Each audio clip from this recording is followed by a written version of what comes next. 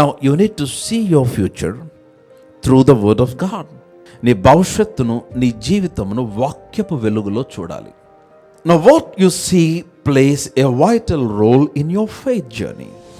నీ విశ్వాస ప్రయాణములో నీవు చూచుచున్నది చాలా భయంకరమైన పాత్రను పోషిస్తుంది. సో నీవు చూచుచున్నది దేని చేత ఎఫెక్ట్ చేయబడుతుందంటే, నీవు పలుకుచున్న దాని చేత ఎఫెక్ట్ చేయబడుతుంది.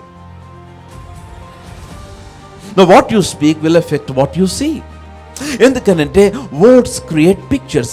మాటలు దృశ్యములను అవి నిర్మిస్తాయి. అందుకనే మీరు చూడాలనుకున్నదే మాట్లాడాలి.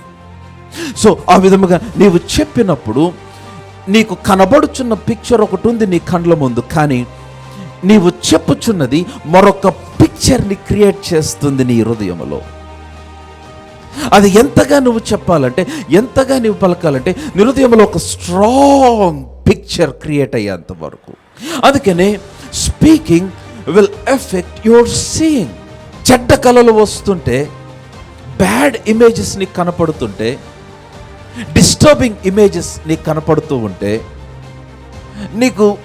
నిన్నెవరో వెంట పడుతున్నట్టు, నిన్నేదో చేసేస్తున్నట్లు, నీకేదో అయిపోతున్నట్లు, నీ పిల్లలకి ఏదో అయిపోతున్నట్లు, నిద్రలో పిచ్చి కళలు, లేకపోతే నువ్వు మెలకుకున్నప్పుడు ఇటువంటి బ్యాడ్ ఇమేజెస్, బ్యాడ్ థాట్స్ నీలో కలుగుతున్న ఆ ఇమేజెస్, ఆ పిక్చర్స్ నీకు కనపడుతూ ఉంటే, you can change those pictures by speaking.